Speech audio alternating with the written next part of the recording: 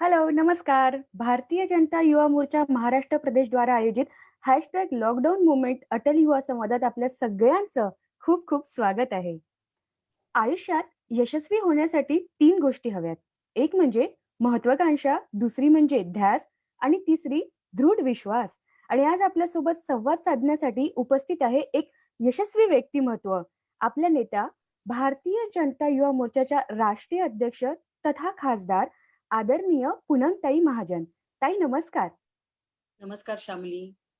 भारतीय जनता युवा मोर्चा महाराष्ट्र प्रदेश तर्फे आपले हार्दिक स्वागत. धन्यवाद. ताईबद्दल थोडक्यात सांगायचं झालं तर, भारतीय जनता युवा मोर्चाच्या त्या राष्ट्रीय अध्यक्ष आहे. तर उत्तर मध्य मुंबई लोकसभा मतदारसंघाच्या त्या सलग 2 वेळा खासदार म्हणून निवडल्या गेल्यात. केंद्र सरकारच्या विदेशी व्यवहार समिती, संसदीय स्थायी समिती, वस्त्र उद्योग सल्लागार समिती अशा विविध समितीच्या त्या सन्माननीय सदस्य आहेत. यासोबतच खासदारांच्या भारतीय इस्रायल फिकी फोरमच्या त्या सन्माननीय अध्यक्ष आहेत. तसेच भारत जपान फिकी फोरमच्या सह-अध्यक्ष म्हणून सुद्धा त्यांच्याकडे जबाबदारी आहे. यासोबतच महाराष्ट्र बास्केटबॉल असोसिएशनच्या त्या अध्यक्ष म्हणून सुद्धा काम बघतात. माझे सहकारी बादलजी कुलकर्णी यांना विनंती करते, की यांनी भारतीय जनता युवा मोर्चाचे थोडक्यात कार्य सांगावे. ताई नमस्कार. नमस्कार बादल. स्वामी विवेकानंद म्हणतात, तुम्ही समाजाची किती व कशी सेवा करू शकता यावरच तुमच्या आयुष्याची सार्थकता अवलंबून असते. आणि याच सूत्राला अनुसरून भारतीय जनता युवा मोर्चाच्या राष्ट्रीय अध्यक्षा खासदार आदरणीय पूनमताई महाजन, महाराष्ट्र प्रदेश भारतीय जनता युवा मोर्चाचे अध्यक्ष माननीय योगेश अण्णा टिळेकर, प्रदेशाचे प्रभारी माननीय श्री संजयजी कोटगे तथा प्रदेश महामंत्री माननीय श्री विक्रांतजी पाटील यांच्या तथा समस्त वरिष्ठ पदाधिकाऱ्यांच्या मार्गदर्शनाखाली गेल्या 23 मार्च पासून भारतीय जनता युवा मोर्चा रस्त्यावर उतरून कार्य करीत आहे, गरजूंपर्यंत सेवा पोहोचवित आहे. जसे आगामी काळात रक्ताचा तुटवडा भासू शकतो याची पूर्वकल्पना घेऊन आम्ही प्रत्यक्ष रक्तदान तथा इच्छुक रक्तदाते असे मिळून 16,300 लोकांची संकलन सूची तयार करू शकलो आहे. आपल्या देशाचे यशस्वी पंतप्रधान माननीय नरेंद्रजी मोदी यांचे हात बळकट करण्याच्या दृष्टिकोनातून पीएम केअर्सला भारतीय जनता युवा मोर्चाच्या आव्हानावर थोडके नव्हे तर 73,07,000 एवढी मदत आम्ही पाठवू शकलेलो आहे. वॉरियर्स अगेन्स्ट कोरोना या संकल्पनेअंतर्गत असे अराजकीय युवक जे राजकारणापासून दूर आहे मात्र त्यांना सेवा कार्य करण्याची उर्मी त्यांच्यामध्ये आहे, अशा थोड्या नव्हे तर 13,000 युवकांपर्यंत आम्ही पोहोचलो आहे व सेवा कार्यांमध्ये त्यांना समाविष्ट करून घेतलेलं आहे. याचा आम्हाला अभिमान वाटतो. यासोबतच गरजूंना मदत म्हणून धान्य वाटप असेल, किराणा वाटप असेल, फूड पॅकेटचे वाटप असेल, या माध्यमातून 3,97,000 लोकांपर्यंत आजपर्यंत भारतीय जनता युवा मोर्चाचे कार्यकर्ते पोहोचवून त्यांना आम्ही मदत केलेली आहे. आजच्या आपल्या प्रमुख वक्त्या माननीय पूनमताईंना विनंती करतो की त्यांनी आजच्या त्यांच्या विषयाला म्हणजेच लॉकडाऊन नंतरचा युवा भारत या विषयाला त्यांनी सुरुवात करावी. माननीय पूनमताई. धन्यवाद बादल. सगळ्यात पहिल्यांदा आज मला खूप बरं वाटतंय, ज्या महाराष्ट्राच्या मातीतून आशीर्वाद देऊन राष्ट्रीय युवा मोर्चाचे अध्यक्षा झाले, जिथून जन्मभूमी आणि कर्मभूमीतून काम करून आज पूर्ण देशात मला काम करायला मिळतं. काश्मीर से लेके कन्याकुमारी तक, अटक से लेके कटक, मी पूर्ण भारताचा दौरा केलेला आहे आणि हे सौभाग्य माझं आहे, की या महाराष्ट्राच्या मुलींनी ज्या पद्धतीने आम्ही एक प्रदेश सोडला नाही, अंदमान निकोबार असो, लक्षद्वीप असो, पूर्वोत्तर राज्य कोणतीही असो किंवा श्रीनगरमध्ये युवा मोर्चाचा 3 दिवसाचा फार मोठा कार्यक्रम जो ऐतिहासिक झाला आपल्या पूर्ण या कार्यकालात. मला वाटतं हे फक्त महाराष्ट्राच्या मातीतून आशीर्वाद मिळाल्यामुळे आणि इकडून मला सगळ्यांनी प्रेम दिल्यामुळे मी पोहोचू शकले. त्यामुळे सगळ्यात पहिल्यांदा माझ्या भारतीय जनता युवा मोर्चाच्या सगळ्या कार्यकर्त्यांना आणि प्रेक्षकांना माझा नमस्कार. मी ही कामना करते तुम्ही स्वस्थ आहात, व्यवस्थित आहात, निरोगी आहात आणि घरीच आहात, बाहेर निघत नाही आहात, ही तुमच्याकडून अपेक्षा करते. विषय हा जो मला युवा मोर्चाने दिला त्याच्यावर मी फार विचार करण्यापेक्षा मला असं वाटलं की मनातून मला काय वाटतं and how do we as youth look towards India. महाराष्ट्राचा तो तरुण असो, तो तमिळनाडूचा तरुण असो, तो नागालँडचा तरुण असो, तो श्रीनगर मधला तरुण असो, तो काश्मीरच्या व्हॅली मधला तरुण असो, प्रत्येक तरुणाच्या स्वप्नाला पुढे घेऊन जाण्यासाठी ज्या पद्धतीने NDA 1 आणि NDA 2, मोदी 1 आणि मोदी 2 ज्या पद्धतीने काम करत आहे, त्या कामाला कुठे ना कुठे आडकाठी आली. पण त्या आडकाठीच्या नंतर सुद्धा तो युवा कसा सक्षम होईल, कसे आपण आत्मनिर्भर बनवू आणि कसा भारत या सगळ्या जागतिक या पॅन्डेमिक ज्याला म्हणतो, या जागतिक पूर्ण त्रासातून पुढे कसा जाईल, यासाठी जे प्रयत्न होत आहेत, ते प्रयत्न प्रत्येक युवकांनी समजून घ्यावेत ही अपेक्षा करते आणि त्याच्यातून स्वतःचा फायदा प्रत्येक युवकांनी करावा. त्याचा फायदा झाला तरच देशाचा फायदा होईल. हे मी नेहमी म्हणते, की प्रत्येक युवकाचं स्वप्न हे देशाच्या स्वप्नाबरोबरच जुडलेलं असतं. और जब देश का युवा तय करता है, तो ही देश आगे बढ़ता है. त्यामुळे त्या सगळ्या युवकांना माझा नमस्कार आहे. मुद्दा असा दिलाय लॉकडाऊन नंतरचा युवा भारत. आता तर आजच आपलं लॉकडाऊन 4.0 चौथं लॉकडाऊन वाढलेलं आहे 31 मे पर्यंत. त्याच्या पुढे काय होईल आणि काय नाही होणार ते आपल्याला कळतच राहील. ज्या पद्धतीने लॉकडाऊनवर ज्या चर्चा चालू राहिल्यात, की लॉकडाऊन लवकर झाला, फार लांब राहिला. त्या लॉकडाऊनमुळे आपण भरपूर म्हणजे युवक इतके हुशार आहेत आणि आज आपल्याला वेळ आहे, इतका अभ्यास होतो सोशल मीडियामध्ये, की why this lockdown is important to us. जेव्हा लॉकडाऊनचा निर्णय केला होता, त्या लॉकडाऊनचा निर्णय का महत्वाचा होता हे आपल्याला आज कळतंय, की ज्या पद्धतीने संख्या वाढलाय, आकडा 90,000 पर्यंत भारताचा गेलाय. पण तो आकडा 10 पटीने वाढलेला असता अशा पद्धतीने लॉकडाऊन आपण ठेवलं. समजा लॉकडाऊन नसतं तर हा आकडा 10 पटीने, 20 पटीने किंवा 70-80 पटीने वाढलेला असता. जो वाढला इटली, इंग्लंड, युरोपच्या पूर्ण देशात आणि अमेरिकेत वाढला कारण की त्यांनी लॉकडाऊन पहिल्यांदा सुरू नाही केलं.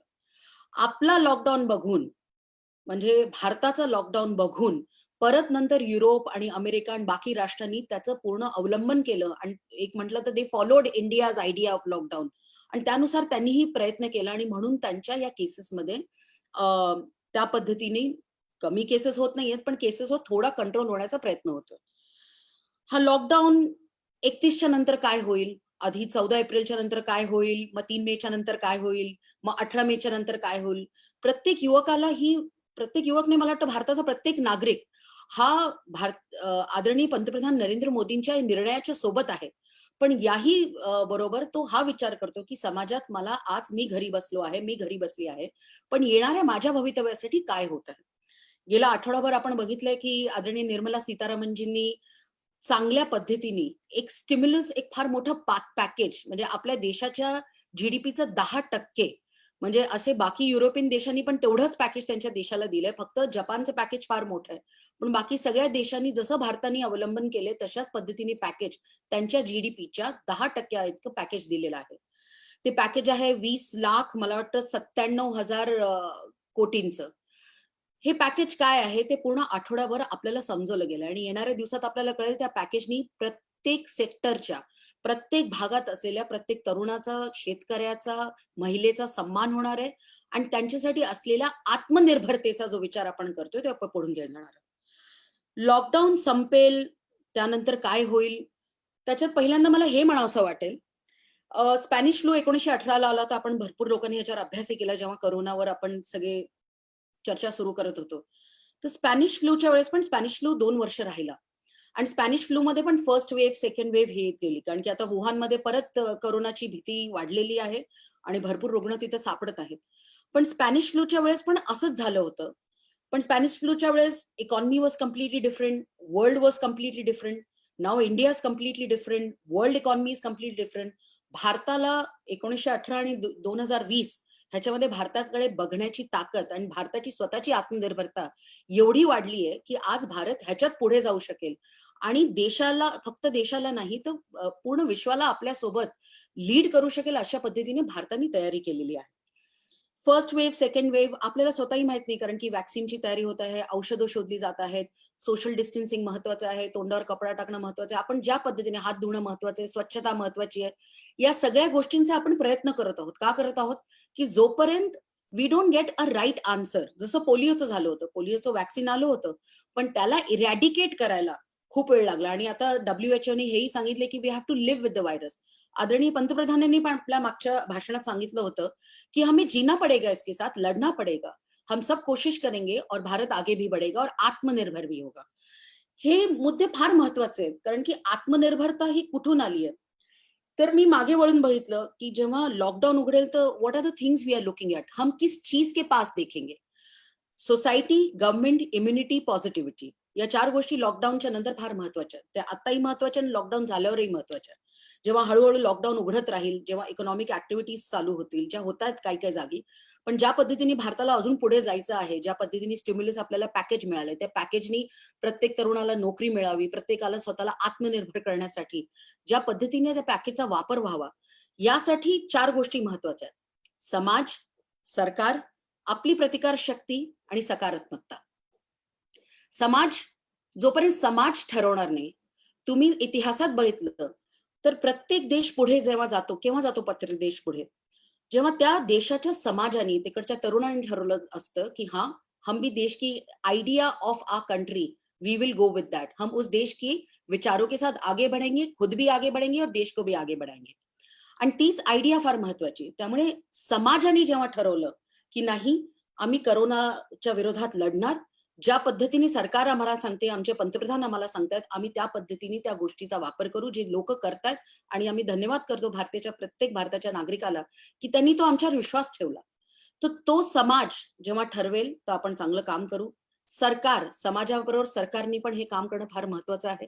तर समाज आणि सरकारांनी एकत्र काम करणं, त्याला घेऊन जाणं फार महत्वाचं आहे. प्रतिकारशक्ती, इम्युनिटी.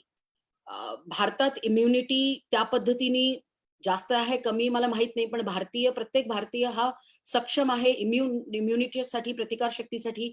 आयुष मंत्रालय हा प्रयत्न करतोय. आपल्याकडे आयुर्वेद आहे. We just don't have normal medicines. We have our culture. आपली संस्कृती आहे. आपल्याकडे आयुर्वेद आहे.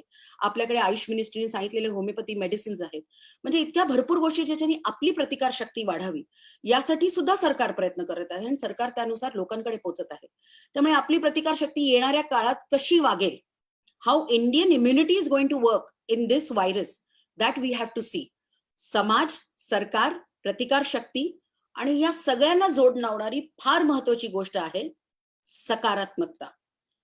If you are not positive, जब आप सकारात्मक भाव किसी भी चीज के लिए नहीं रखोगे, चीजें ठीक नहीं होती. सिर्फ हर वक्त निराशावादी रहेंगे, कुछ नहीं होगा, कुछ नहीं होगा, अभी पता नहीं इस वायरस से क्या होने वाला है, तो कुछ नहीं होता. लेकिन जब आप विश्वास रखोगे की हां, होगा और अच्छा होगा, तो बिलकुल अच्छा होगा.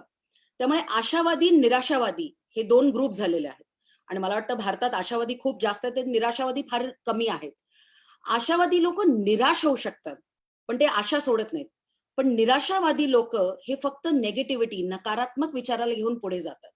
त्यामुळे फार महत्वाची गोष्ट आहे सकारात्मकता. समाज, सरकार, प्रतिकार शक्ती, प्रतिकारात्मक शक्ती आणि सकारात्मकता. ही मी ह्याच्यासाठी बोलले कारण की when we are looking forward after lockdown, what the youth wants from the nation. ज्या गाडीला आपण एकदम पुढे धावत घेऊन जात होतो, तिथे आज एका अननोन एनिमी, म्हणजे न दिसणारा असा एक राक्षस आपल्या दारापाशी येऊन ठाकला आहे. माझ्या मतदारसंघात 50% माझे युवा मोर्चाचे कार्यकर्ते कोणी पॉझिटिव्ह झाले, कोणी क्वारंटाईन झाले, म्हणजे कामं करत करत प्रत्येक जण आजारी पडत आहे. पण त्यांची सकारात्मकता एवढी स्ट्रॉंग आहे, ते कामही करत आहेत आणि ते त्यानुसार जे काही नियम आहेत त्याचं पालनही करत आहेत. पण ऑल आर पॉझिटिव्ह आणि त्या सकारात्मकतेला आपल्याला पुढे घेऊन जायचं आहे. जेव्हा हे मी सगळं का सांगते, कारण की त्याच्या मागचा इतिहास असा आहे. After first and second world war, the great depression, आपण आता भरपूर गोष्टींना अभ्यास करतो. Stimulus package, the great depression, what happened, तेव्हा काय झालं होतं, अमेरिकेने काय पॅकेज दिलं होतं, एफडीआरचं काय होतं, आपण भरपूर असे अभ्यासही करतो. पण त्याच्याने मी तुम्हाला अजून पुढे आणून दुसऱ्या जागतिक युद्धाविषयी बोलू इच्छिते. आणि मी इतिहासाची चाहती असल्यामुळे, थोडा अभ्यास करत असल्यामुळे, कारण की जब तक तुम्हें तुम्हारा इतिहास नहीं समझ आएगा, तो तुम्हारा भवितव्य कभी भी ठीक नहीं रहेगा. त्यामुळे मी प्रत्येक वेळेस इतिहासात जाऊन बघते, की कसं काय झालं होतं आणि त्याचीच कधी ना कधी पुनरावृत्ती होते, की देश कसा वागतो, माणूस कसा वागतो, तो विचार कसा असतो. त्याच्यातच तुम्ही जेव्हा दुसऱ्या विश्वयुद्धात बघाल, तर युरोपचे भरपूर देश, फ्रान्स असो, जर्मनी असो, जपान असो. जपानला फिनिक्स का म्हटलं? कारण की जपानमध्ये जेव्हा अणुबॉम्बचा एवढा मोठा विस्फोट झाला आणि अर्ध्याहून जास्त जपानचे लोकं एकतर दे लॉस्ट देअर लाईव्हज, त्यांचं आयुष्य गेलं आणि त्यानंतर सुद्धा येणाऱ्या पिढ्यांना त्याचा त्रास होत गेला. पण जपाननी त्याच्यातून एक शिकवण घेतली. शांततेचा विचार घेतला, शांततेचा मार्ग घेतला, प्रत्येक गोष्ट घेतली, पण सकारात्मकता ठेवली. त्या देशाने ठरवलं आत्मनिर्भर होणं फार महत्वाचं आहे. आणि तो क्षण, that one moment of Japan टूक जपान फॉरवर्ड आणि आज जपान तुम्ही बघा केवढा पुढे आहे. आज जपान करोनामुळे सहन करत आहे, पण जपान तरी पण त्या सकारात्मक शक्तीत जपान केवढा पुढे गेलेला आहे. म्हणजे एका अणुबॉम्बानंतर एक देश असा पटकन लगेच उठून उभा राहतो फिनिक्स सारखा. त्यामुळेच फिनिक्स म्हणतात जपानला. आणि जपान त्यानुसार पुढे गेला. तुम्ही जर्मनीकडे बघा. जर्मनीचा एवढा काळा इतिहास दुसऱ्या महायुद्धानंतर होता. पण जर्मनीने तो आपला काळा इतिहास मागे सारून जर्मनी पुढे होत गेला. म्हणजे त्या महायुद्धानंतर जर्मनी पूर्णपणे तुटलेलं होतं. म्हणजे ईस्ट जर्मनी आणि वेस्ट जर्मनी म्हणजे बर्लिन अर्धं इकडे होतं आणि तिकडे होतं. आणि देशाचे 2 तुकडे झाले होते. एक सोव्हिएट साइड होतं आणि अमेरिकन साइड होतं. पण त्यानंतर सुद्धा नंतर एका सकारात्मक विचाराने जर्मनी एकत्र आला. जर्मनी जेवढ्या पद्धतीने तुटलेला देश होता, फ्रान्स जेवढ्या पद्धतीने तुटलेला देश होता, आज जर्मनीमध्ये ऑटोमोबाईल विश्वात नंबर 1 आहे. जपानमध्ये ऑटोमोबाईल विश्वात नंबर 1 आहे. ते सगळे खाली उतरून संपून पुढे आले आणि ती ताकद तुम्हाला दुसऱ्या युद्धानंतर प्रत्येक देशाकडे बघून दिसते. त्यामुळे जेव्हा आदरणीय पंतप्रधानांनी सांगितलं, "we have to be vocal about local." त्याचा अर्थ काय? Look inside you. Look inside you. तुम्ही तुमच्या आत्मपरीक्षणात बघा. तुमची ताकद समजा. ते आपल्याला सांगतायत, भारताला सांगतायत, की हम अपनी ताकद देखें. अपनी ताकद बढ़ाए, अपनी आत्मनिर्भरता बढ़ाए. आणि ती आत्मनिर्भरता तुम्ही मागच्या इतिहासात बघितली तर जपाननी दाखवली. ती आत्मनिर्भरता जर्मनीने दाखवली, फ्रान्सनी दाखवली. ती आत्मनिर्भरता तुम्ही बघितलं तर दक्षिण कोरिया त्यांच्यावर काही अ, महायुद्धाचे फार परिणाम नव्हते. पण दक्षिण कोरियाने गेल्या 30-40 वर्षात एका पद्धतीने एकत्र येऊन आज दक्षिण कोरिया कुठच्या कुठे पोहोचलेला आहे. का? Because they looked inside them, they believed in their products. आणि त्यानुसार जसा चीन पुढे गेला, तसा भारत आणि भारताला आज ती ताकद मिळाली की भारत त्यासाठी पुढे जाईल.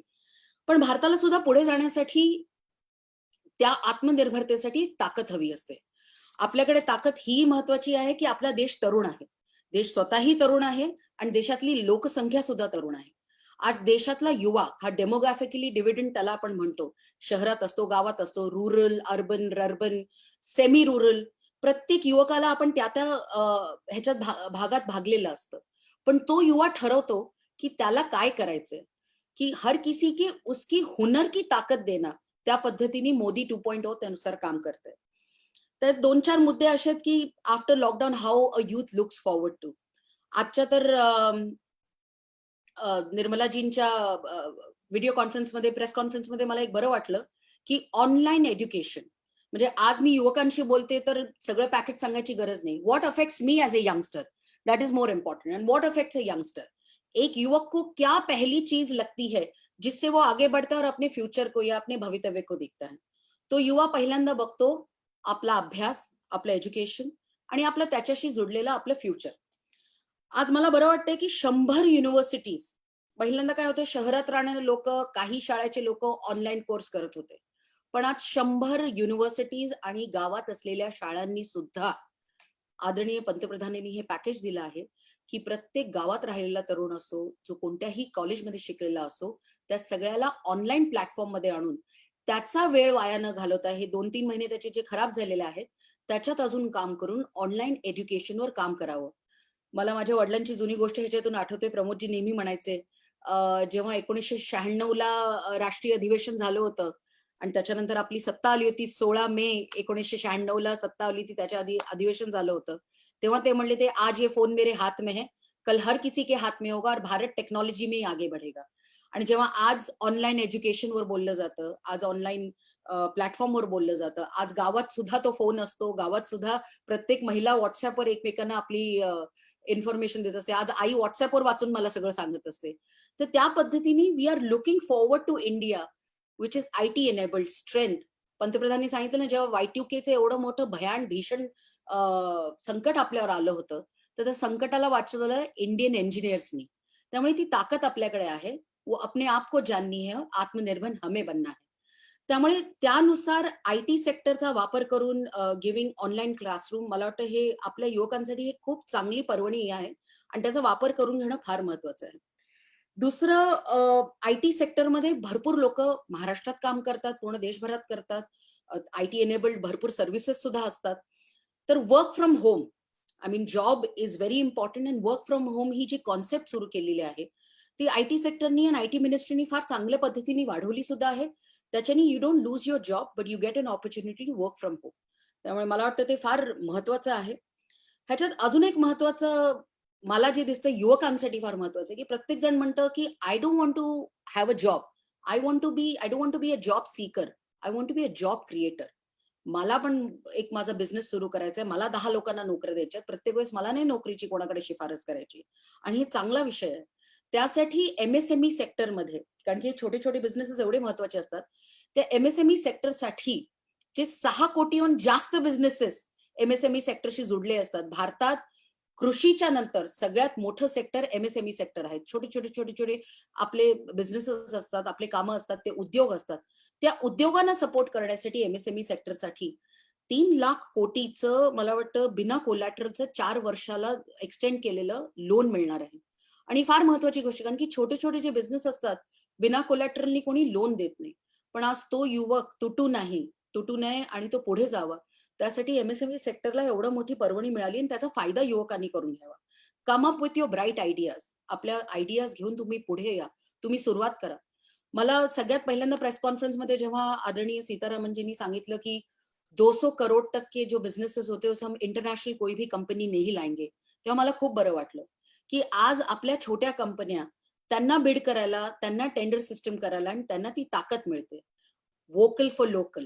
हे व्होकल फॉर लोकल हीच आत्मनिर्भरता आपल्याला हवी ती एम-एस-एम-ई सेक्टरमधून आपल्याला मिळते. मिडल क्लाससाठी हाच प्रयत्न चालू आहे, की मिडल क्लासमध्ये राहणारे आपले लोकं, त्यांच्यासाठी जॉब क्रिएशन कसं असावं आणि तो जॉब सस्टेनेबल कसा असावा, त्यासाठी ह्या गोष्टींसाठी काम चालू आहे. ॲग्रीकल्चरमध्ये आज मला बरं वाटतं युवा मोर्चाचे आमचे भरपूर महाराष्ट्राचे युवा मोर्चाचे पदाधिकारी, सरपंच सुद्धा आहेत. त्यांनी पण मला भरपूर सांगितलं, "ताई आजकाल बरं झालंय मोदीजी आल्यापासून ऑनलाईन प्लॅटफॉर्ममुळे माझ्या गावच्या शेतकऱ्याला ए-पी-एम-सीमध्ये कोणत्या घड्याळाच्या आमदाराला नमस्कार करावा लागत नाही, तर तो डायरेक्ट ऑनलाईन आपला माल विकतो आणि तो पैसे घेतो." तर हे जे सगळं केलेलं आहे, जेव्हा जॅमची सुरुवात झाली होती काही वर्षांपूर्वी, जनधन आधार मोबाईल ही कनेक्टिव्हिटीच महत्वाची होती, की प्रत्येकाला सन्मान, त्याच्या हातात काम आणि त्याचा direct connect to his own consumer त्यासाठी देणं फार महत्वाचं होतं. तर शेतीविषयक सुद्धा आपल्याला सगळ्यांना माहिती आहे, की नाबार्डमधून 86,000 कोटीचं लोन असो, किसान क्रेडिट कार्ड असो, डायरेक्ट ट्रेड हे फार महत्वाचं आहे. कारण की बिचौलियों से डर के रहना हे नेहमी आपल्याला सांगितलं आणि महाराष्ट्रात आपण हे खूप बघतो. त्यामुळे ए राजकारण सोडून एक शेतकरी आपल्या शेतमालाला त्याला भाव मिळावा त्यासाठी पूर्णतः आता कमॉडिटी मार्केटच्या इसेन्शियल कमॉडिटीच्या ऍक्टमध्येच आम्ही बदलाव आणणार आहोत. ज्याच्याने शेतकऱ्याला त्याची ताकद मिळेल. असंही त्याच्यातून दिसतं मग कॉन्ट्रॅक्ट फार्मिंग असो, विचार करायचे वेगवेगळ्या कलेक्टिव्ह फार्मिंग असो, अशा वेगवेगळ्या विचारांना आपण पुढे ढकलतोय. या सगळ्या गोष्टी आपल्या समोर आहेत. आपण करणारही आहोत. पण या सगळ्यासाठी माझी अपेक्षा माझ्या युवकांकडून ही आहे, की जोपर्यंत तो सकारात्मक भाव तुम्ही पूर्ण विश्वाच्या कहाण्या टीव्हीवर बघत असाल, how the world is coping up with corona. आज प्रत्येक देश हतबल आहे. तो कळत नाही त्या देशातल्या लोकांना, की म्हणजे सगळ्यात बलाढ्याच्या बलाढ्य देशापासून एक छोटा देश, हा तो त्याला कळत नाही, की आम्ही कसे पुढे जाणार आणि कसं आपली लोकसंख्या ह्याच्यातून त्या इम्पॅक्टमधून वाचणार. आणि मी नेहमी म्हणते lockdown is not going to only impact economically on us, but is going to impact more emotionally and physically on us. आणि त्या सगळ्यांचा कुठे ना कुठे कनेक्ट असतो. त्या कनेक्ट पासून आपण सगळ्यांनी आत्मनिर्भर होणं आणि आपण स्वतःला ताकदवर करणं आणि सकारात्मक राहणं हे फार महत्वाचं आहे. आज देशात परिस्थिती अशीच आली, पूर्ण विश्वात परिस्थिती आली. मी ह्याला थर्ड वर्ल्ड वॉर म्हणणार नाही, पण एक पद्धतीचा वॉर पूर्ण जग लढत आहे. आणि आज ज्या पद्धतीने आदरणीय पंतप्रधान नरेंद्र मोदींनी प्रत्येक देशाला मदत पाठवली, प्रत्येक देशाशी संबंध ठेवला आहे आणि ज्या पद्धतीने त्यामुळे प्रत्येक देश मित्र बनून आपल्याशी संबंध वाढवत आहेत, आपली ताकद वाढवत आहेत. ह्याच्यावरून opportunity, there is always a saying. लोक म्हणतात की जेव्हा काही वाईट घडतं त्याच्यातून 2 गोष्टी आपण करू शकता. अपयशातून तुम्ही हे बघू शकता की आता अपयश झालं आणि सोडून द्या किंवा तुम्ही हे बघू शकता की त्या अपयशाला आपली पहिली यशाची पायरी धरून पुढे जाऊ शकता का? आणि भरपूर देश अशातून पुढे जातात. आज कोरोनानी ज्या पद्धतीने प्रत्येकाला मागे टाकलंय, त्याला अपयश म्हणता येणार नाही, पण त्याला एक पद्धतीचा धक्का म्हणता येईल. तेव्हा त्या अपयशातून, त्या धक्क्यातून बाहेर निघण्यासाठी आपण यशाकडे पुढे बघावं, सकारात्मक भावाने पुढे बघावं आणि आत्मनिर्भरतेने पुढे बघावं, तरच तो देश पुढे जाईल. आणि आज भारताचं मी नेहमी म्हणते, की भारत का पुढे जाईल? कारण की भारताचा आज तो स्वर्णकाळ आलेला आहे. ज्या पद्धतीने पूर्ण विश्व भारताकडे बघतोय. The world is looking at India more. India is looking around the world to ask for something. India, can you help us? ज्या पद्धतीने लोक भारताकडे बघतात त्या मानाने हे आपल्याला दिसतंय की भारताचा स्वर्णकाळ येईल, पण तो तेव्हाच येईल जेव्हा भारतात राहणारा आमचा समाज, माझा युवा आत्मनिर्भर होईल आणि तो त्या आत्मनिर्भरतेतून भारताला पुढे नेईल. तर मला वाटतं लॉकडाऊनच्या नंतरचा युवा हा आत्मनिर्भर होईल जेव्हा तो सकारात्मक होईल. No blame game, only a game to play and to win, या विचारातून समजा आपला युवा पुढे जाईल तर ह्याच्यानी खूप ताकद मिळेल. हे जे संकट आपल्यावर आलंय हे संकट न सांगता असं आलंय की ज्याच्यावर आत्ता भाष्य करण्यापेक्षा नंतर जेव्हा भारत ह्याच्यातून बाहेर निघेल आणि I say it's a glorious country, glorious India will come forward and ह्याच्यातून भारत पुढे निघेल, तेव्हा तेव्हा आपण मागे वळून बघू की कोणाची चूक आहे आणि कोणामुळे काय होतंय. पण तोपर्यंत भारताची एवढी ताकद वाढलेली असेल की विश्व भारताला हे मागत असेल की भारताच्या आत्मनिर्भरतेमुळे आज भारत सुद्धा तो इतिहास घडवू शकतो. तो इतिहास जो मागच्या वेळी प्रत्येक देशाने घडवला, आज भारताकडे ती संधी आहे. आणि ती संधी भारताकडे त्यामुळेच आहे कारण की भारताची लोकसंख्या युवा आहे. तो युवा तयार आहे आणि तो युवा आत्मनिर्भर बनण्यासाठी पूर्णतः तयार आहे आणि सकारात्मक आहे. त्या युवकाला मी सांगू इच्छिते कि हमारे पास सब कुछ है, बस हमें बटोरना है और हमें समझना है कि हमें इससे हमारा क्या फायदा हो और हमारे देश का क्या फायदा हो. हम देश के नागरिक हैं, हम हमारा भी अच्छा सोचेंगे और उसके साथ देश का भी अच्छा सोचेंगे. जब हम ये साथ में सोचेंगे तो आगे बढ़ेंगे. तो आइए सब सकारात्मक रूप से साथ में सोचें. आने वाली घड़ी कठिन है, हमें बहुत सारी चीजें करनी है, लेकिन उस कठिनाई में भी जब सूरज उगेगा तो सबसे पहले सूरज की किरणें भारत के स्वर्णकाल को देखेगी, ये मैं अपेक्षा करती हूँ. तर मी सगळ्यांना मनापासून धन्यवाद देते की मला तुम्ही हा प्लॅटफॉर्म दिला. भारतीय जनता युवा मोर्चाचे महाराष्ट्राचे माझे अध्यक्ष योगेश अण्णा टिळेकर, माझे महामंत्री फार काम करतात, विक्रांत पाटील, सगळी भारतीय जनता युवा मोर्चाची महाराष्ट्राची टीम, माझे प्रभारी जे अतुल कुमार जी आहेत, माझे राष्ट्रीय उपाध्यक्ष जे महाराष्ट्राचे प्रभारी आहेत, त्या सगळ्यांना मी मनापासून धन्यवाद देऊ इच्छिते आणि तुम्हा सगळ्यांना खूप खूप शुभेच्छा. ताई धन्यवाद. अत्यंत मोलाचं मार्गदर्शन आपण या ठिकाणी करतायत. सकारात्मकतेला किती महत्व प्राप्त झालेलं आहे आणि पुढील काळात किती सकारात्मकतेला महत्व येणार आहे याचं महत्व आपण या ठिकाणी पटवून दिलं.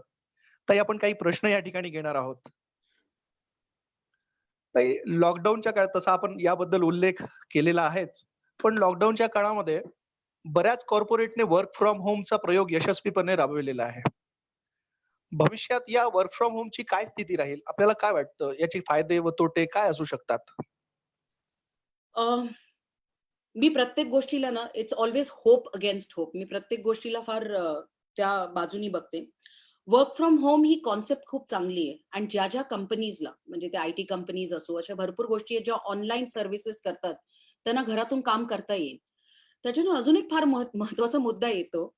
आता मी स्वतः एन्व्हायरमेंटलिस्ट आहे आणि मला वाटतं पर्यावरणवादी तरुणांनी असायलाच हवं.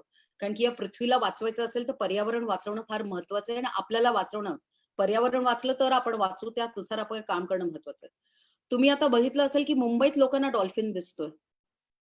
लोकांना सहारनपूर शहर जे उत्तर प्रदेशमध्ये आहे, तिथून हिमालयाच्या रांगा दिसतात ज्या लोकांना 100 वर्षापूर्वी दिसायच्या.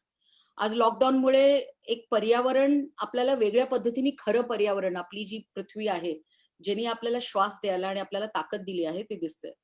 वर्क फ्रॉम होम ही कॉन्सेप्ट त्यासाठी खूप चांगली आहे. Will have less traffic on the road. This will be planned way. म्हणजे ट्रॅफिक कमी होईल, लोकांना जे घरून काम करतात ते घरून काम करू इच्छित असतील ते घरून काम करू शकतात आणि त्यानुसार तो एक वर्क कल्चर पण चांगलं होऊ शकतं. म्हणजे प्रत्येक गोष्टीतून मी ह्याच्यातून फार एन्व्हायरमेंटलिस्ट म्हणून बघते, पण वर्क फ्रॉम होम ही कॉन्सेप्टच चांगली आहे. ज्याच्याने आपण ऑफिसचाही भार कमी करू शकतो आणि तो भार आपण त्यानुसार पब्लिक ट्रान्सपोर्टवर भार कमी करू शकतो. आपण आपल्या ट्रॅफिकवर भार कमी करू शकतो. कारण की वर्क फ्रॉम होम मोस्टली हे शहरातून होत असतं.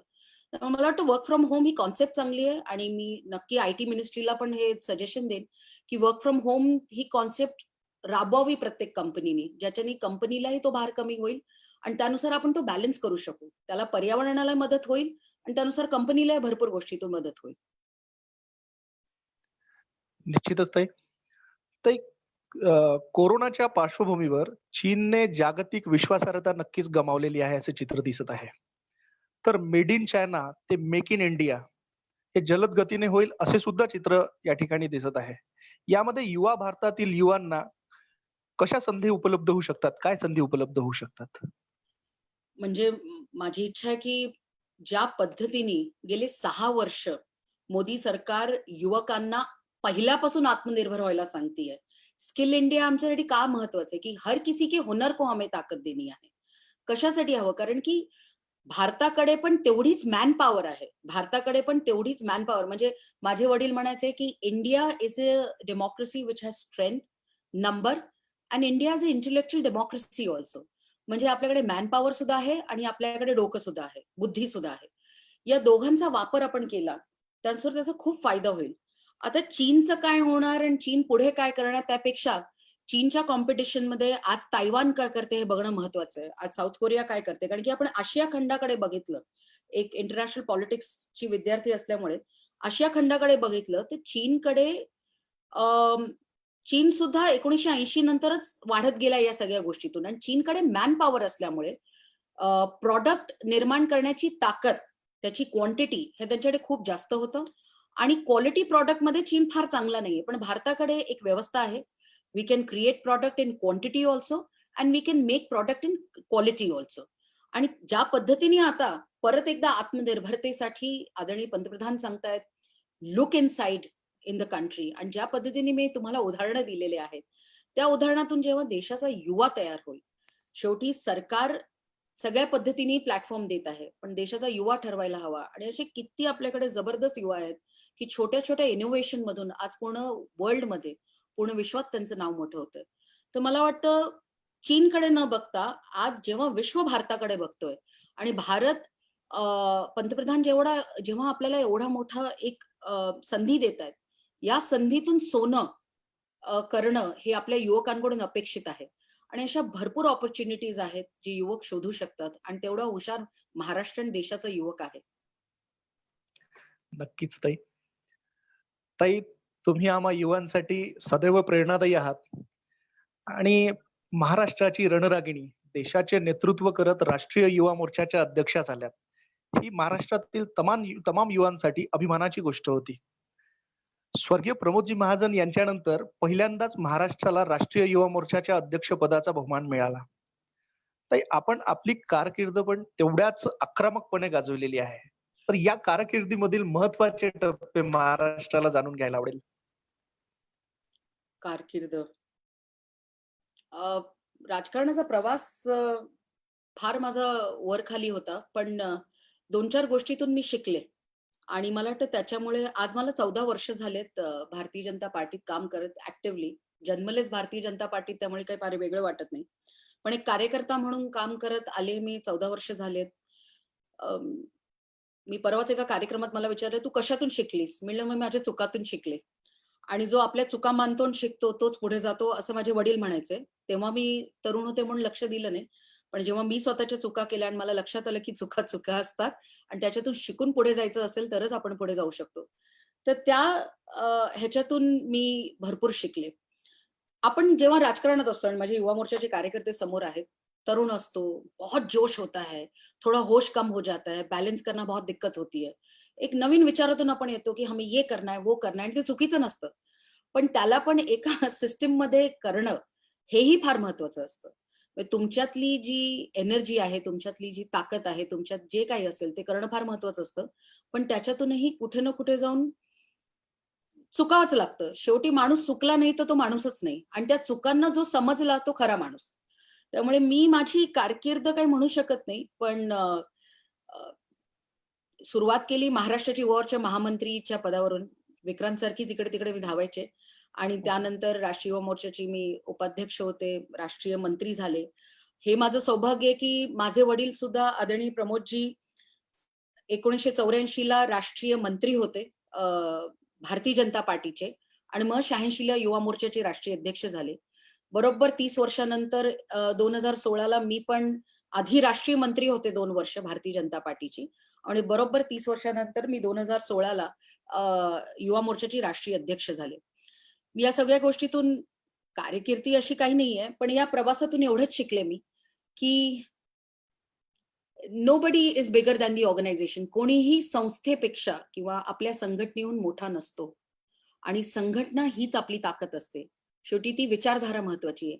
आणि जेवढा माझा प्रवास झाला त्या विचारधारातून, चुकीतून शिकले, नवीन शिकले, काही-काही गोष्टी ते एकदम ताकदनुसार सांगितलं नाही हे करायलाच हवं.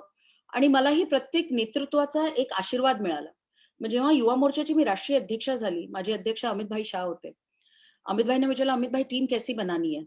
तो मला अमित भाई म्हणले, "कैसी बनानी माने? जैसे तुमको बनानी है, अच्छी टीम बनाओ, अच्छा काम करो." आणि कधीच अमित भाईंनी हे सांगितलं नाही, की इसको बनाना चाहिए, ये होना चाहिए. आणि ज्या पद्धतीने मी टीम बनवली म्हणजे पहिल्यांदा काश्मीर व्हॅलीमधून माझे राष्ट्रीय उपाध्यक्ष आहेत, बराक व्हॅलीमधून मी घेतलं कोणाला, केरळमधून अनुप अँथनी जोसेफ असो, तमिळनाडूमधून आमचे कोणी असो. अशा वेगवेगळ्या लोकांना घेऊन मी एक वेगळी टीम बनवली. आणि नंतर त्याच्यावर अजून सब टीम्स बनवल्या, ज्या राजकीय परिवारातून येत नाहीत, राजकारणाशी त्यांचा काडीमात्र संबंध नाही, पण त्यांना कुतूहल आहे. पंतप्रधान नरेंद्र मोदीकडे वरून काम करतात. त्यामुळे माझी टीम अशी वेगळी झाली. आणि मला नेहमी मोठ्यांचा आशीर्वाद मिळाला आणि नेहमी मला सांगत गेल्या. मला एक त्याच्यातून आठवतं, की माझ्या प्रवासातून मला सुषमाजींची खूप आठवण येते. अ, 2009ला जेव्हा मी विधानसभा हरले आणि फार चांगल्याच मताने हरले आणि तेव्हा मी म्हटलं, की "नहीं हारी तो क्या हुआ, लढूंगी." सुषमाजींकडे गेले. तो सुषमाजी ने बोले, "सुषमा जी मुझे ये काम करना है, मुझे वो करना है, मुझे ये पदाधिकारी बनना है." ते म्हणले, "बेटा अभी पहले बैठो और याद रखना जिंदगी में कुछ एक चीज तय कर, तुझे क्या करना है?" मैंने मुझे इलेक्टिव रिप्रेजेंटेटिव बनना है, मुझे राजनीति में चुनाव लड़ना है और मैं हारी जरूर हूं लेकिन मैं चुनाव फिर से लड़ना चाहती हूँ, मुझ में वो आशावाद है। तो मैंने बेटा फिर याद रखना हर वक्त एक चुनाव क्षेत्र में काम करते रहना, मेहनत करना और अपनी दूध वाली जो भैंस होती, दुभती जी गाय असते, बराबर से खूटे से टांगे रहना, कोई और न ले जाए. म्हणजे तुझ्यात ती ताकद आहे, तू बोलू शकते, लोकांशी कोऑर्डिनेट करू शकते किंवा जे काही काम करू शकते, ते स्वतःला बांधून ठेवून त्यानुसार काम कर. आणि ते मला क्लिक झालं. आणि मग मी करत राहिले काम आणि 2014 मध्ये मला कठीण मतदारसंघातून एक चांगली संधी मिळाली आणि मी फार तेव्हा सकारात्मक आणि आशावादी होते. अजूनही मी आहे. म्हणजे I will get upset for some time but again I am very positive आणि त्याच्याने खूप फायदा झाला. तर उतार-चढ़ाव तो राजनीति में होते रहते हैं. जो आदमी गलतियों से सीखता है, वो बिलकुल आगे चलता है. आणि मला वाटतं माझ्या चुकातून मी खूप जास्त शिकले आणि जे काही आत्तापर्यंत मी जिथे पोहोचले, मला वाटतं कार्यकर्ता म्हणून पार्टीनी खूप प्रेम दिलं. आणि बघा ना, युवा मोर्चा, महिला मोर्चा असतो, तरी युवा मोर्चाचं अध्यक्षपद देणं, हे माझ्यासाठी खूप मोठं काम आहे आणि माझी टीम सुद्धा माझ्यावर फार जबरदस्त काम करते. हे 3 वर्ष खूप चांगले झाले. त्यामुळे सगळ्यांना धन्यवाद. नक्कीच ताई. राष्ट्रीय युवा मोर्चाची टीम आणि त्यांच्यापासून प्रेरणा घेऊन आम्ही सुद्धा भारतीय जनता युवा मोर्चा राज्यामध्ये काम करण्याचा प्रयत्न, त्याच आदर्शावर प्रयत्न करतो. आणि ताई खरं पाहता एक यशस्वी खासदार, कालच आपल्या कारकिर्दीला 6 वर्ष पूर्ण झालीत. एक यशस्वी खासदार, राष्ट्रीय युवा मोर्चाच्या अध्यक्षा म्हणून देशभर प्रवास, त्यानंतर एक आई, त्यानंतर एक पत्नी, या सर्व भूमिका पार पाडताना तारेवरची कसरत नक्कीच होत असणार आपली. याची जाणीव सुद्धा आम्हाला आहे ताई. पण आपण या जबाबदाऱ्यांची सांगड कशी घालता नेमकी? Because I am a woman. That's the straight answer. कारण की मला वाटतं ह्याच्यात माझं काही फेमिनिस्ट उत्तर नाहीये, पण हे उत्तर खरं आहे. महिलेला जमतं. महिलेला एका वेळेस मला वाटतं हे बायोलॉजिकली पण खरं आहे, की महिला एका वेळेस 4 गोष्टी करू शकते. तुम्ही पुरुषाला एक गोष्ट द्या आणि दुसरी म्हणजे माझे युवा मोर्चाचा कार्यकर्ता सगळं करतो. पण हे महिलेला जमतं आणि मला फार त्याच्यात फार अवघड वाटत नाही. मला वाटतं आपण सगळेच तारेवरची कसरत करत असतो आणि त्या तारेवर कसरतीवर एक गोष्ट मला लक्षात आहे. एक असेच आपले महाराष्ट्राचं नेतृत्व होतं आणि त्यांच्यावर मी बसले होते. म्हणलं, "सर हम ये करेंगे, वो करेंगे." मैं बहुत बिझी हूँ, मैं बहुत बिझी हूँ. मला तर खायला वेळ मिळत नाही, मला झोपायला वेळ मिळत नाही. कार्यकर्ते 3 वाजेपर्यंत असतात, हे असतं. म्हटलं, "का तुम्ही कार्यकर्त्यांना वेळ का देत नाही? एक वेळापत्रक ठेवा, लोकांना भेटा." "नाही, नाही, तुला कळत कसं नाही?" म्हटलं, "मी पण मतदारसंघातून येते, मलाही कळतं आणि जेव्हा तुम्ही एक कॉन्सेप्ट लावता, शिस्त लावता, लोकं फॉलो करतात. असं काही नाही की लोकं त्यांना कळत नाही." "नाही, नाही, नाही, मला खूप काम असतं." म्हटलं, "अच्छा." मग नंतर मी बघितलं खूप काम असतं बोलणारे लोकं जे असतात असे नेते जे आता भरपूर म्हणत असतात, की खूप काम असतं. त्यांना खरं सांगितलं तर काहीच काम नसतं. मी उदाहरण परत माझ्या वडिलांचं देते. अ, माझ्या वडिलांवर जबाबदारी प्रमोदजींवर महाराष्ट्र आणि पूर्ण देशाची होती. पण त्यांनी कधी वाढदिवस चुकवले नाही. संध्याकाळी समजा मुंबईत असले तर 7 वाजता आमच्यावर जेवण चुकवलं नाही. सीरियल चुकवलं नाही आमच्यावर बसताना. फोनवर आपलं काम चुकवलं नाही. सकाळी उठून जे फोन परत करायचे, छोटे-छोटे कार्यकर्ते पूर्ण देशभराचे, ज्यांनी आदल्या दिवशी फोन केला असेल, त्यांना फोन त्यांनी चुकवला नाही. त्यांनी कधी लग्नाचे वाढदिवस चुकवले नाही, कधी काहीच चुकवलं नाही. म्हणजे माणसाने ठरवलं, तो तर सगळं करू शकतो आणि त्याला वेळापत्रक लागतं. हर वक़्त कहना मैं बहुत बिज़ी हूँ, मुझे कुछ नहीं होता, मुझे लगता है वो लोग बहुत बोर होते हैं और वो कुछ नहीं करते.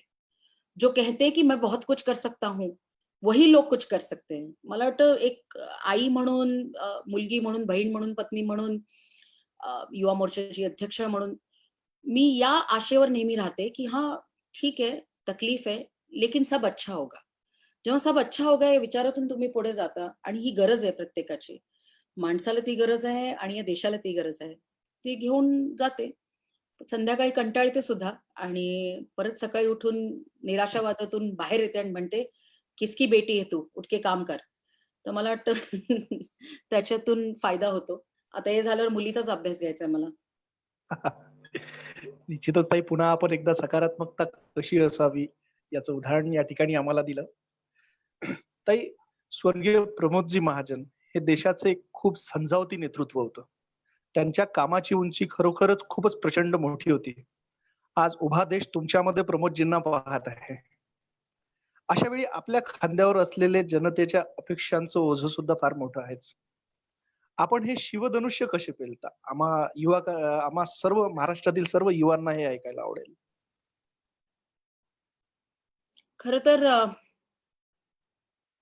मी माझ्या गोष्टींचा फार उपापोह करत नाही, कि मुझे बहुत करना पड़ता है, मुझ पे बहुत ज़िम्मेदारी है, मेरी ज़िंदगी बहुत कठीण है, इस कठीण राह पे मुझे चलना है. मला वाटतं हा सगळा मेलोड्रामा काही कामाचा नाहीये. जेव्हा देवानी तुमच्यावर अशा परिस्थित्या आणल्या आहेत, की ज्याच्यातून तुम्हाला बाहेर यायचंय, तुम्हाला काम करायचंय. मी नेहमी म्हणते, की जे काही माझ्या आयुष्यात घडलं, ते एखाद वेळेस ह्याच्यासाठीच असेल, की मी एखाद वेळेस जबाबदारी घेण्याच्या लायक असेल आणि त्या जबाबदारी घेऊन काम करणं ही माझी जबाबदारी आहे. दिस इज माय ड्युटी. त्यामुळे मी नेहमी हा विचार करते, की जो कुछ हो मेलोड्रामा करके फायदा नहीं है. परफॉर्मन्स देके फायदा है.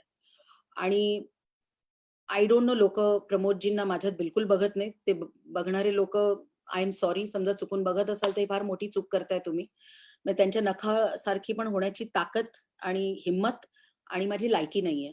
मी त्यांची मुलगी ह्याचा मला फार अभिमान आहे आणि त्या अभिमानातून मला खूप प्रेम मिळतं. म्हणजे मी 6 वर्ष झाले, त्याच्या आधीच्या तर भरपूर कहाण्या आहेत, पण 6 वर्ष झाले मी खासदार आहे आणि तुम्हाला मला सांगायला खूप आवडेल कारण की महाराष्ट्र जनतेला ऐकायला आवडेल.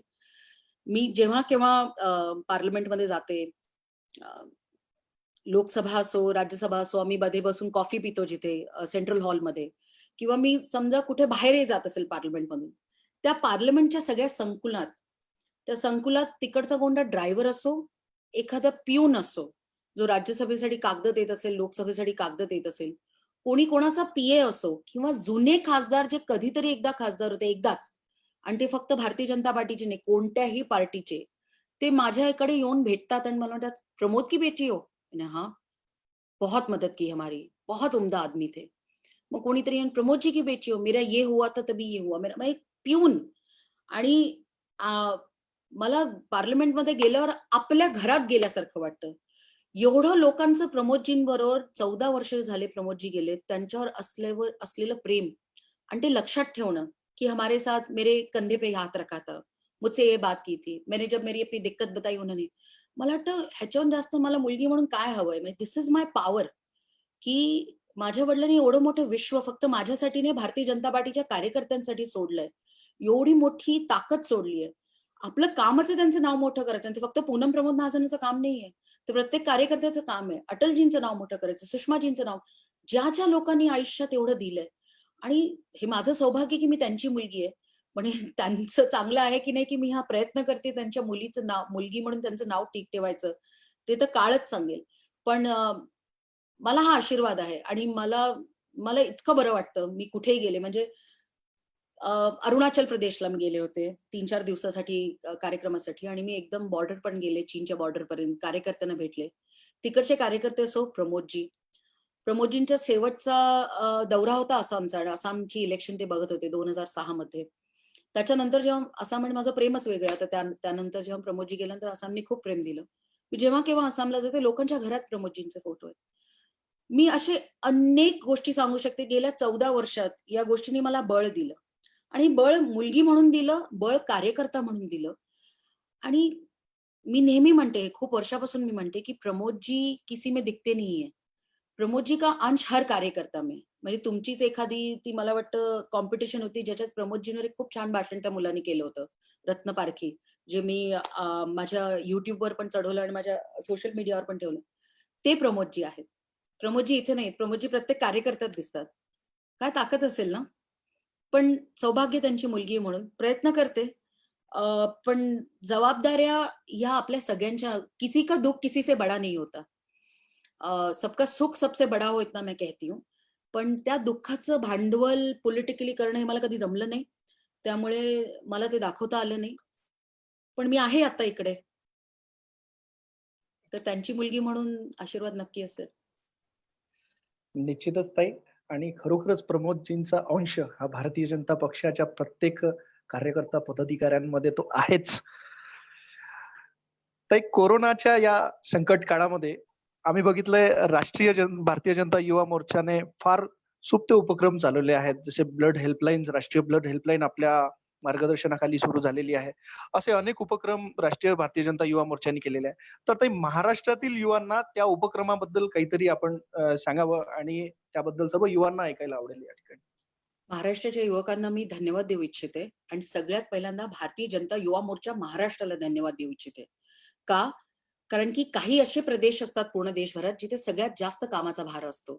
आणि जेव्हा कोरोनामुळे लॉकडाऊन झालं, मला वाटतं उत्तर प्रदेश असो, बिहारचा माझा युवा मोर्चा असो, आणि महाराष्ट्राचा माझा युवा मोर्चा, कारण की महाराष्ट्रात पूर्ण देश राहतो. हे आपल्या सगळ्यांना माहिती आहे. आणि जेव्हा मी हाक दिली, महाराष्ट्राचा माझा युवा मोर्चाचा प्रत्येक कार्यकर्ता, जिल्हा मंडळातल्या कार्यकर्त्यांनी बीजेवायएम केअर्सच्या माध्यमातून जे काम केले आहे, मी मनापासून धन्यवाद देऊ इच्छिते. मी म्हटलं ना, महाराष्ट्रात पूर्ण देश राहतो आणि महाराष्ट्रातल्या मराठी माणसांनी प्रत्येक त्या देशातल्या मजुराला, तिकडच्या राहणाऱ्या माणसाला मदत केली. नागालँडमधून कोणी अडकले आणि ट्विट केलं तर युवा मोर्चा महाराष्ट्राने काम केलं. केरळचे कोणते स्टुडंट्स कुठे अडकलेत वर्ध्याला तर फोन केला आणि प्रत्येकाला मदत केली. म्हणजे भारतीय जनता युवा मोर्चा एक पद्धतीने म्हणजे मला अभिमानाचं माझ्या प्रदेशाने एवढं चांगलं काम केलं ह्याचा मला अभिमान वाटला. आणि आता लॉकडाऊनमध्ये जेव्हा मी सकारात्मकताचे विषय बोलते, ब्लड हेल्पलाईन मधून सगळ्यात जास्त मला वाटतं 16,000 हून जास्त तुम्ही बाटल्या ब्लड कलेक्ट केलं आणि अजून तुमच्याकडे मला वाटतं 1,00,000ची काहीतरी यादी आहे. पीएम केअर्ससाठी मी फक्त आवाहन केलं, की it is not about money, it is about how we contribute to the country. एवढं म्हणलं तर महाराष्ट्र युवा मोर्चानी दिल लगा के काम किया. कोणाचं काही पाठवायचं असेल, ह्याचं औषध पाठवा, ह्याचं ते करा. प्रत्येक वेळेस युवा मोर्चा महाराष्ट्राने खूप काम केलं. म्हणजे देशभराच्या युवा मोर्चाने तुम्ही जेव्हा हॅशटॅग बीजेवायएम केअर्स जेव्हा लोकं बघतात, ते बघतात की किधर से कहां भारत जुड़ा हुआ है. आज पहली बार भारत एक आया है कोरोना की आपदा की वजह से और हम एक दूसरे को अ, माणुसकीच्या रूपाने आपण एकमेकांना इतकी मदत केली आणि ती फक्त भारतीय जनता पार्टीच करू शकली. कारण की आपली विचारधाराच आहे, की लोक शेवटच्या क्षणापर्यंत, शेवटच्या माणसापर्यंत आपल्याला पोहोचायचंय आणि तोपर्यंत चरेवेती, चरेवेती, चरेवेतीचा मंत्र आपल्याला ठेवायचा आहे आणि ते काम आपण केलं. या सगळ्या गोष्टीत एवढं काम करून सुद्धा मला भारतीय जनता युवा मोर्चाला, महाराष्ट्राच्या युवा मोर्चाला धन्यवाद देऊ इच्छिते, की ज्या सकारात्मक गोष्टींविषयी मी बोलते. कारण की घरी बसून युवक मेंटल हेल्थ या विषयावर सुद्धा मी मागच्या वेळी तुमच्याशी बोलले होते, की हे एक प्रेशर असतं, एक डिप्रेशन असतं, मैं घर पे बैठ के क्या करूं? कितना मैं फोन देखूं? कितना मैं क्या करूं? कितना कॅरम खेळू? म्हणजे मला सांगितलं समजा कोणत्या नेत्यांनी, की कॅरम खेळत राहा. अरे किती मी कॅरम खेळणार? मला आयुष्यात काहीतरी करायचंय. माझ्या सुद्धा विचारांना वाव मिळाला पाहिजे. पण आता लॉकडाऊनमध्ये मी काही करू शकत नाही. फक्त बोलून काही होत नाही, की परिवारावर बसा आणि कॅरम खेळा आणि कोमट पाणी प्या. पण त्यानुसार भारतीय जनता युवा मोर्चाने काम केलं. हा युवा जो आहे, त्यांनी मला वाटतं बेस्ट क्लिक म्हणून तुमची काहीतरी स्पर्धा होती. मला या स्पर्धा नंतर कळल्या नाही तर मी पण त्याच्यात भाग घेतला असता. बेस्ट इनोव्हेटिव्ह मास्क आणि मला वाटतं तुमची स्पर्धा संपली नाही तर माझ्या 7 वर्षाच्या मुलीने एक इनोव्हेटिव्ह मास्क बनवला होता. तो सुद्धा तिला त्याच्यात टाकलं असतं. त्यानंतर तुम्ही let us to the real heroes म्हणजे जे फ्रंटलाईनमध्ये काम करणारे सफाई कर्मचारी असतील, बँकमध्ये काम करणारे लोक असतील, नर्सेस, डॉक्टर्स, पोलीस कर्मी या सगळ्यांना एक प्रेमाने पत्र पाठवायचं, की धन्यवाद तुम्ही आम्हाला एवढी मदत केली. किती बरं वाटत असेल तुम्ही विचार करा. हे एक युवा मोर्चाने केलं आणि सगळ्यात माझा आवडता कार्यक्रम म्हणजे कार्यक्रम युवा मोर्चाने घेतला तो होता मला वाटतं तुमची वक्तृत्व स्पर्धा. ती वक्तृत्व स्पर्धा सुद्धा खूप चांगल्या पद्धतीने काम करत आहे. आणि या सगळ्या गोष्टीतून मी अजून युवकांना सांगू इच्छिते, की या सकारात्मक विचारातून तुम्ही ह्याच्यात अजून भाग घ्या. भाग घ्या. मला वाटतं 24 का 25 तारखेपर्यंत ही स्पर्धा आहे. 24 24 ना? 24 येस. तारखेपर्यंत ही स्पर्धा है। या स्पर्धेत तुम्ही भाग घ्या। अपना हुनर दिखाओ। क्योंकि आज जिस प्रकार से आपदा में सिर्फ हमारे शरीर को तकलीफ नहीं हो रही, तो हमारे मन को तकलीफ हो रही। घरी बसून काय करावं? आणि त्यातून युवा जेव्हा ठरवतो, आपलं काही ना काही एक हुनर दाखवतो, तर माझी खूप अपेक्षा की महाराष्ट्राच्या जनतेकडून, युवकांकडून, की या सगळ्यात भाग घ्या. तुम्ही दाखवा की तुम्ही काय करू इच्छिता आणि युवा मोर्चाला आवडेल की काहीही तुमच्यासाठी युवकांसाठी आम्ही काय करू शकलो तर बरं वाटेल. आणि भारतीय जनता युवा मोर्चाच्या सगळ्या टीमला महाराष्ट्राच्या मी शुभेच्छा देते आणि खूप खूप धन्यवाद देते यासाठी. खूप खूप धन्यवाद ताई. आपण नेहमीच आमचं मनोबल वाढवता आणि या ठिकाणी सुद्धा आपण मनोबल वाढवण्याचा आमचा प्रयत्न केला. त्याबद्दल निश्चितच भारतीय जनता युवा मोर्चा महाराष्ट्र प्रदेशतर्फे आपले आभार व्यक्त करतो. ताई, भारतीय जनता युवा मोर्चाच्या राष्ट्रीय अध्यक्षा खासदार पूनमताई महाजन यांच्यातर्फे महाराष्ट्रातील युवकांना कोरोनाच्या पार्श्वभूमीवर एक संदेश. सगळ्यात पहिल्यांदा घरी राहा. बाहेर निघू नका. काम असेल तरच बाहेर निघा. जनतेची तुम्ही सगळे सेवा करताय. तुम्ही प्रत्येक जण आपल्या-आपल्या हिशोबाने जनतेची सेवा करताय. ज्याला जे जमतंय तो करतोय. आज कोणी या पार्टीचा, त्या पार्टीचा, हा नागरिक, तो नागरिक, हा जातीचा, हा धर्माचा कोणी नाहीये. आज प्रत्येक भारतीय नागरिक एकत्र येऊन माणुसकीसाठी एकत्र बाहेर आलेला आहे. तरुणांची आपली टोळी असते. आपल्या जवळच्या लोकांना जेवण खाऊ घालतात. काही करण्याचा प्रयत्न करतात, की मैं भी कुछ करूं. या सगळ्या महायज्ञात प्रत्येक जण आपली-आपली आहुती देते. आणि त्या आहुतीत हेच म्हणते, की या कोरोनातून मुक्तता द्या आणि या माणुसकीला ताकद द्या. मी महाराष्ट्राच्या माझ्या जनतेला आणि पूर्ण देशाच्या माझ्या युवकांना एवढंच सांगू इच्छिते, की आदरणीय पंतप्रधानांनी आपल्याला आत्मनिर्भर बनण्यासाठी ज्या पद्धतीने आपल्यासमोर एक स्टिम्युलस पॅकेज दिलाय, त्या पॅकेजचा तुम्ही वापर करा.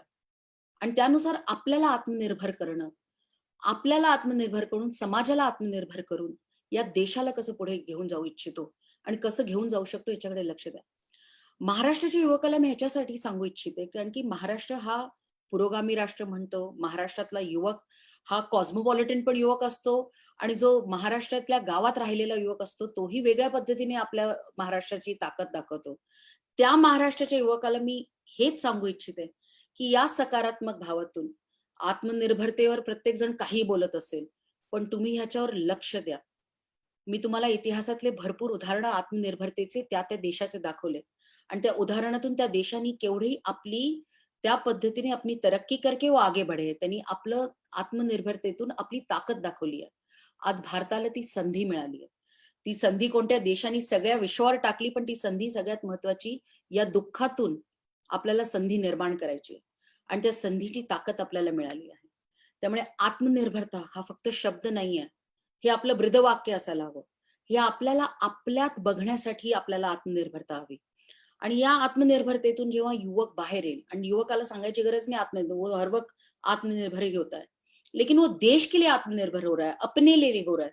जेव्हा तो युवक ठरवेल ना, तर ज्या स्वप्नाचा भारत आपण सगळे बघतोय, की जो न्यू इंडिया आने वाले 10 साल में दिखने वाला है, तो लगेच आपल्याला दिसेल.